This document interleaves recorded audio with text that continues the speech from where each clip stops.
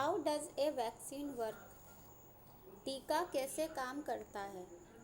When a disease cause microbe enter our body, the body produce antibodies to fight the invader. These antibodies destroy the weakened microbes and remain in the blood to fight any further attack by such disease cause microbes. When a disease cause microbes, जब microbes जो भी जिसके कारण हमें disease होती है, disease cause microbes हमारी body में एंटर करता है तो बॉडी प्रोड्यूस एंटीबॉडीज़ मीन प्रतिरोधक, जो कि फाइट करते हैं माइक्रोब्स जो कि डिसीज़ कॉजिंग माइक्रोब्स हैं उनसे फाइट करते हैं। इन्वेडर यानी कि हमलावर, तो उनसे फाइट करते हैं। These antibody destroy the weekend microbes, और ये एंटीबॉडीज़ जो होती हैं प्रतिरोधक होती हैं वो वीकेंड माइक्रोब्स को नष्ट करती हैं and remain in the body in the blood to fight any further attack by such disease called micro. और हमारा जो ब्लड जो होता है उस पर जो और डिसीज कॉजिंग माइक्रोब्स होते हैं उनसे वो फाइट करती हैं। अब children are more sensitive to protect them from any such harmful microbes. Appropriate vaccine must be given at suitable age. Such vaccines are easily available in hospital and health centers. जो बच्चे होते हैं उनकी वो बहुत ही संवेदनशील होते हैं, उनको रोगों से बचाने के लिए, ऐसे हानिकारक सूक्ष्म जीवों से बचाने के लिए टीके लगवाए जाते हैं। अब such vaccine are easily available in hospital, और ये जो वैक्सीन होते हैं वो अस्पताल और जो स्वास्थ्य केंद्र होते हैं उनमें आसानी से मिल जाते हैं। The following chart gives the recommended schedule of immunisation of children. नीचे टेबल है जिसमें एज और वैक्सीन मेंशन है। सून आफ्टर बर्थ, जब बच्चे की बर्थ होती है, जन्म होता है, तो उसको स्मॉल पॉक्स और BCG का टीका लगाया जाता है, वैक्सीन लगाया जाता है।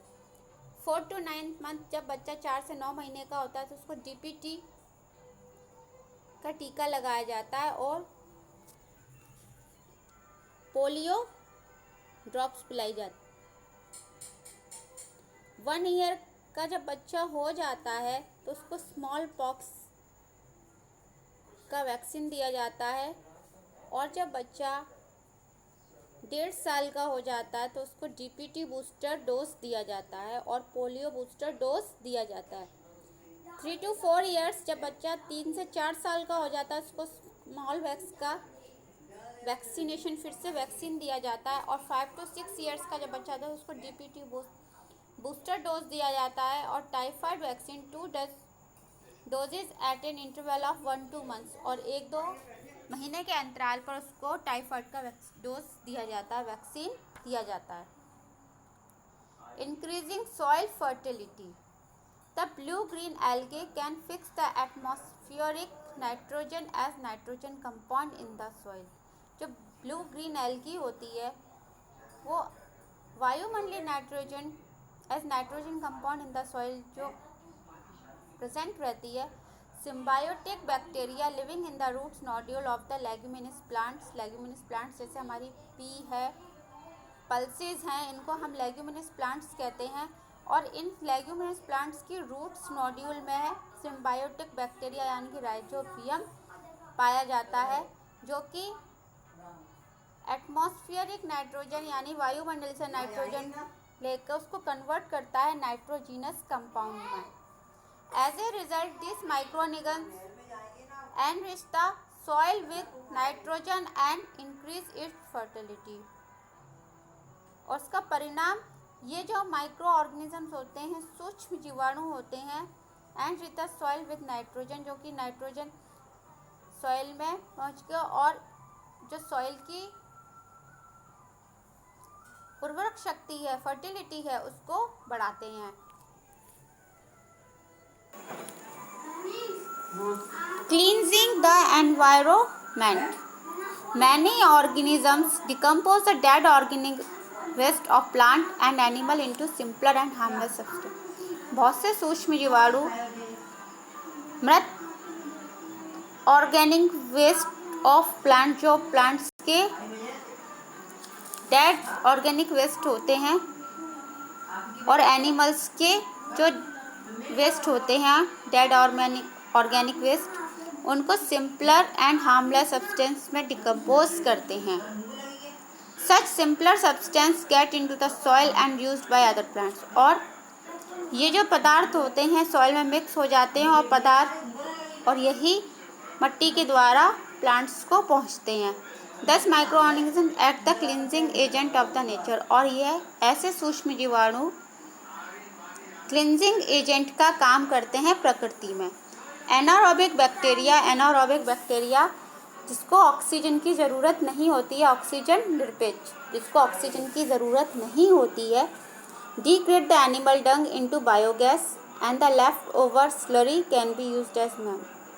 एनारोबिक जो बैक्टीरिया होता है वो एनिमल डंग से बायोगैस को डिग्रेड करता है और उसके बाद स्लरी मीन्स गोबर मिला पानी वाला द्रव, गाढ़ा घोल गोबर का, जिसे मैन्योर के रूप में यूज किया जाता है.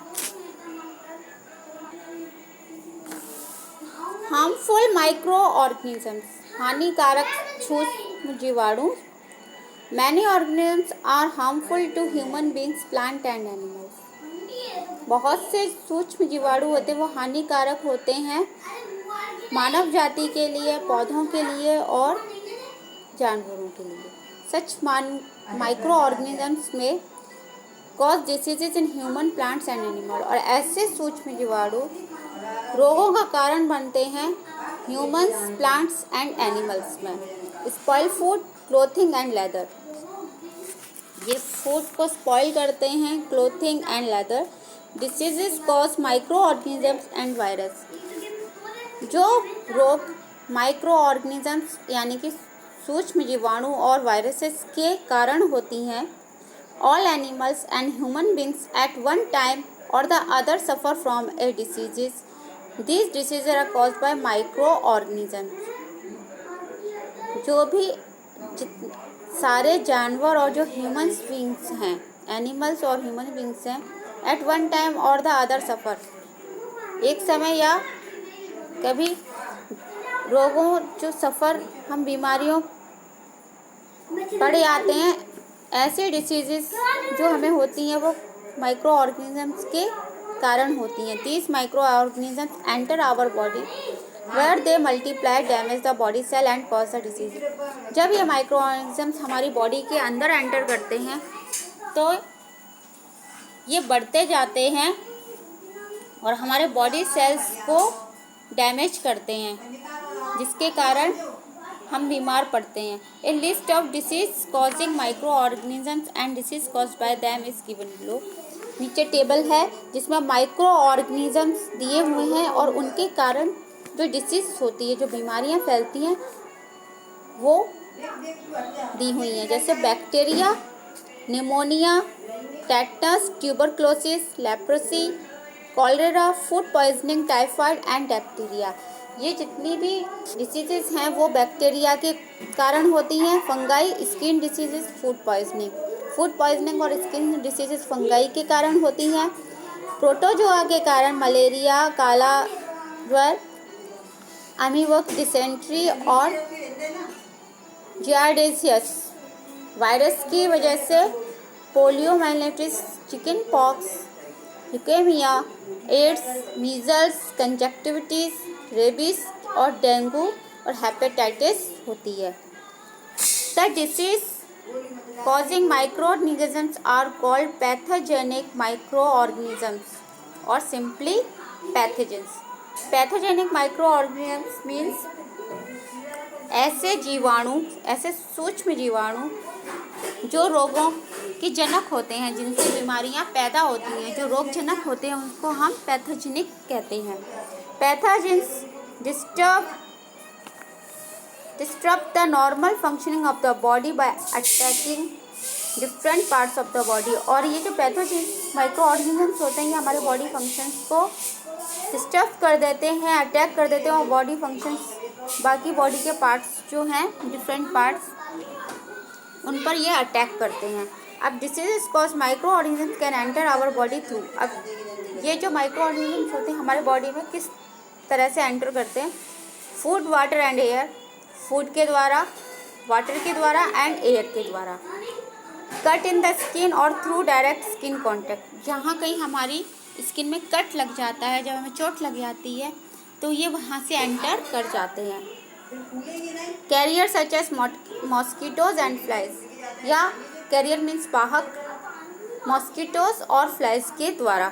The knowledge of the positive organism, their life cycle and modes of the transmission is helpful in the effective prevention of the diseases caused by microorganisms and viruses.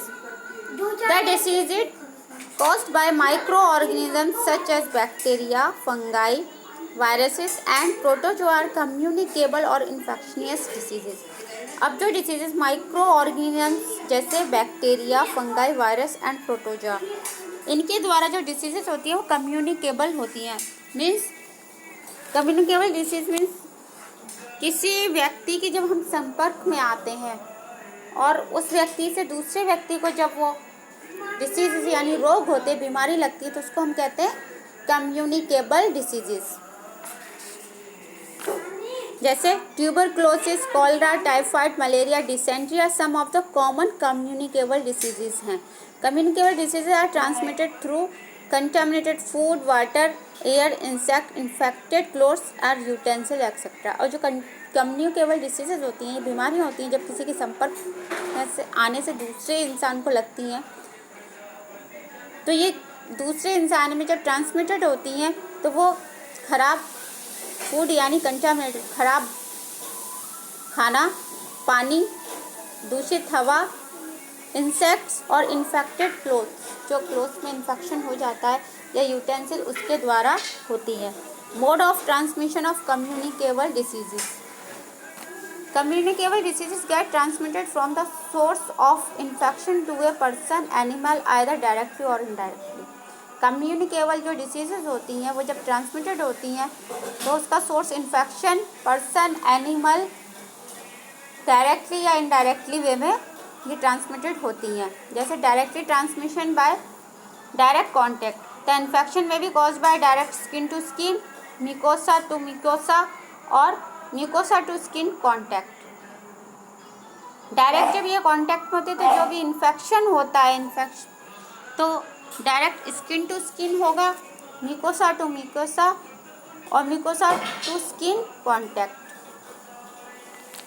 Mucosa हमारी skin पे एक श्लेष्म में झिल्ली पाई जाती है, तो जब ये डैमेज हो जाती है तब ये डायरेक्ट जो कम्युनिकेबल डिसीज होती हैं वो ट्रांसमिटेड होती हैं।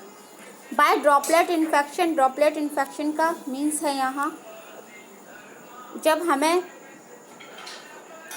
खांसी जुखाम हो जाता है तो या हमें कोई डिसीज है और हम बोल रहे हैं तो उस समय हमारे मुंह से थूक जो निकल जाता है, या हमें जब छींक आती है, स्नीक आती है,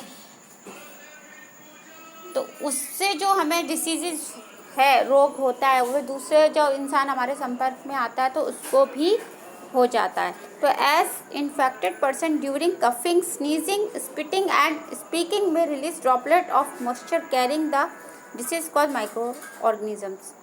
और ऐसा इन्फेक्टेड पर्सन जिसको कफ है, खांसी भी है, जुखाम भी है, बोलते समय थूक गिरता है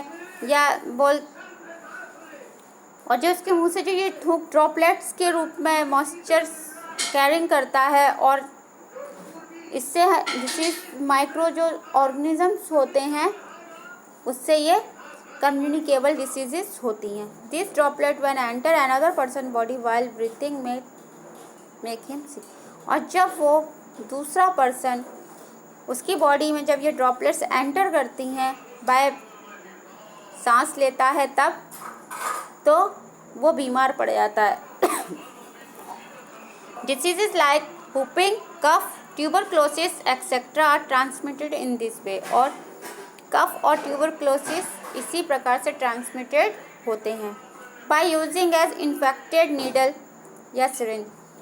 जब कोई पर्सन कम्युनिकेबल डिसीजेज से इन्फेक्शन है उसको, तो ये आराम से दूसरे पर्सन में ट्रांसमिटेड हो जाते हैं। Rabies virus enter the man's body by dog bites. जो रेबीज वायरस होता है, जब डॉग काट लेता है किसी को भी, तो रेबीज वायरस एंटर आराम से कर जाता है। एड्स वायरस में enter the body of person during blood transfusion. और जब एड्स, जिस भी इंसान को एड्स होता है और जब उसका खून किसी को ट्रांसमिटेड किया जाता है, तो इजीली जो एड्स वायरस होता है वो दूसरे पर्सन में एंटर कर जाता है ब्लड के द्वारा। Indirect transmission, the diseases causing micro may also enter the body of a person indirectly. Various mode of indirect transmission. अब इनडायरेक्ट ट्रांसमिशन के भी कई प्रकार हैं, जैसे through infected food and water. Infected food and water के द्वारा भी ये ट्रांसमिशन हो जाता है। Through any carrier such as mosquito, housefly, rat flea etcetera. जो वाहक होते हैं इन डिसीजेस के, जैसे मॉस्किटो है, हाउस फ्लाई है, रेड फ्लिया है etcetera. Through clothes, towel, handkerchief and personal utensils of the patient. जब पेशेंट के हम क्लोथ्स या टॉवेल या उसके हैंडकरचीफ या उसके यूटेंसिल्स यूज़ करते हैं, तो उसके द्वारा भी हमें कम्युनिकेबल डिसीज़ हो जाती है। एंड थ्रू डर्टी हैंड्स और dirty utensils, unwashed fruits and vegetables. गंदे हाथों से या जो धुले हुए फल और वेजिटेबल्स नहीं होते हैं, या जो गंदे बर्तन होते हैं, उनमें खाना खाने से भी कम्युनिकेबल डिसीजेस हो जाती हैं। Spread of disease by insect, कीटों के द्वारा फैलने वाली बीमारियां। Diseases are caused by micro organism such as bacteria, virus, fungi and protozoa. This micro organism enter our body through air, water or food. Insects like flies, mosquito and cockroaches also spread diseases by carrying the harmful microorganisms on their feet and hair. हमको पता है bacteria, virus, fungi और protozoa ये micro organisms communicable disease फैलाते हैं, लेकिन insect जैसे flies, mosquito and cockroaches ये भी डिसीजेस फैलाते हैं। ये भी हार्मफुल माइक्रो ऑर्गेनिजम्स को कैरी करते हैं। और ये किस प्रकार से कैरी करते हैं? इनके जो हेयर और फीट होते हैं उसमें ये माइक्रो ऑर्गेनिजम्स कैरी करते हैं। ये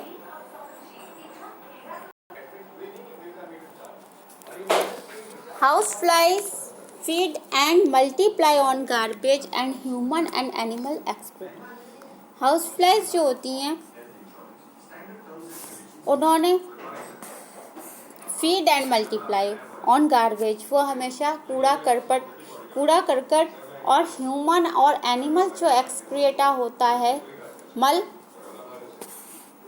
उस पर बैठती हैं। Garbage and excreta are the most favourable place for the growth of diseases causing micro. और गार्बेज और जो एक्सक्रीटा होता है एनिमल्स और ह्यूमन्स का, वो इन माइक्रो ऑर्गेनिजम्स के लिए बहुत ही फेवरेबल, इनके अनुसार बहुत जगह अच्छी होती है डिसीजेस को फैलाने के लिए। When houseflies sit on the garbage or excreta, the harmful microorganisms present there stick to their feet and hair. जैसे ही हाउस फ्लाई गार्बेज या एक्सक्रीटा पे बैठती है, हार्मफुल माइक्रो ऑर्गेनिजम्स जो होते हैं वो उसके फीट या हेयर में आ जाते हैं कांटेक्ट में। और when this fly sit on the food, और जब ये फ्लाई फूड पर बैठती है तो these germs get transferred to the food, और ये जो माइक्रो ऑर्गेनिजम्स होते हैं वो फूड में ट्रांसफर्ड हो जाते हैं।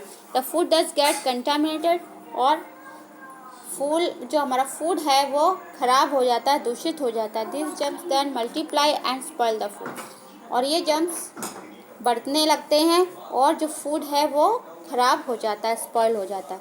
When this contaminated food is eaten by someone, this germs enter his or her body and make the person sick. और जैसे ही ये दूषित खाना कोई पर्सन खाता है, जो भी कोई खाए इसको, तो ये जर्म्स उसकी बॉडी में एंटर हो जाते हैं और वो व्यक्ति बीमार पड़ जाता है।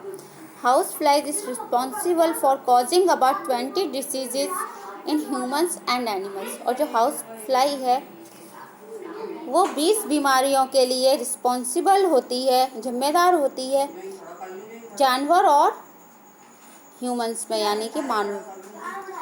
Many of these diseases like जैसे cholera, typhoid, tuberculosis and diarrhoea are very dangerous.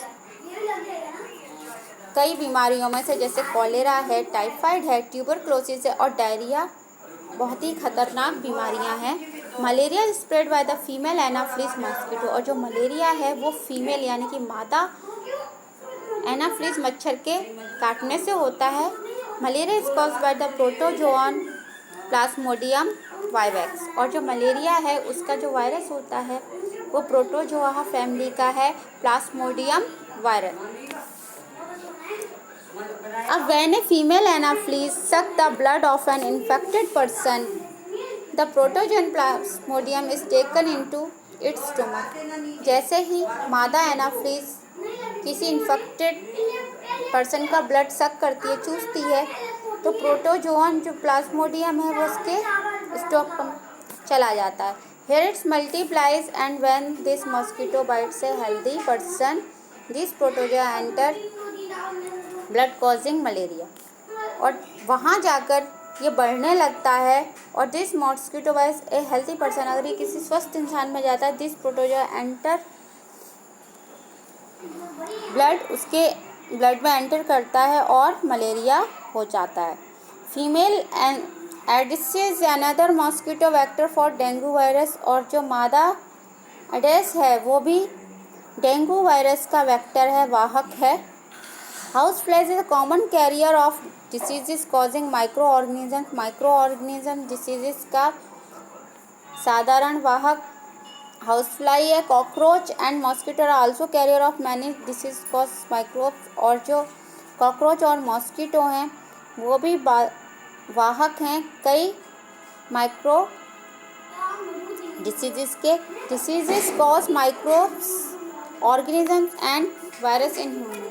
अब माइक्रो ऑर्गेनिज्म और वायरस से जो डिसीजेज होती हैं ह्यूमन में, some of the common disease caused by micro organism in human beings, their mode of transmission and prevention are described. नीचे table है, उसमें डिसीजेज मेंशन की गई हैं, किस माइक्रो ऑर्गेनिजम्स के कारण होती हैं वो मेंशन की गई हैं। ट्रांसमिशन यानी कि किस तरीके से वो पहुंचता है, ट्रांसमिशन दिया गया है। और जनरल प्रिवेंशन, जो हम उसके बचाने के उपाय कर सकते हैं वो उसमें मेंशन है। तो फर्स्ट डिसीज़ है कॉलरा, माइक्रो ऑर्गेनिज्म जिसके कारण ये होती है बैक्टीरिया। ट्रांसमिशन है वाटर और food, and do not allow डट water and dust to accumulate in your surrounding. हमारे चारों ओर गंदा पानी नहीं भरा रहना चाहिए और डस्ट गंदगी नहीं होनी चाहिए, क्योंकि गंदे पानी और फूड में ही बैक्टीरिया पनपते हैं। ट्यूबरक्लोसिस सेकेंड डिसीज बैक्टीरिया के कारण होती है और इसका ट्रांसमिशन है एयर। तो इम्यूनाइजेशन विथ बीसीजी वैक्सीन हमें लगवानी चाहिए। टाइफाइड बैक्टीरिया के कारण होता है, वाटर और एयर्स के ट्रांसमिशन है। Human waste and other excreta should be disposed of in a pit far away from the waste source and covered with sand. Human waste and other excreta dispose करने चाहिए किसी गड्ढे में और उसको ऊपर से कवर कर देना चाहिए सैंड से। और कॉमन कोल्ड, साधारण जो बुखार आता है, जो खांसी जुकाम होता है, वायरस ट्रांसमिशन एयर है, keep away from the patient. और जो कॉमन कोल्ड होता है उसका जो जिसके कारण होता है वो है वायरस, ट्रांसमिशन इसका एयर है। हमें हमेशा ऐसे पेशेंट से दूर रहना चाहिए।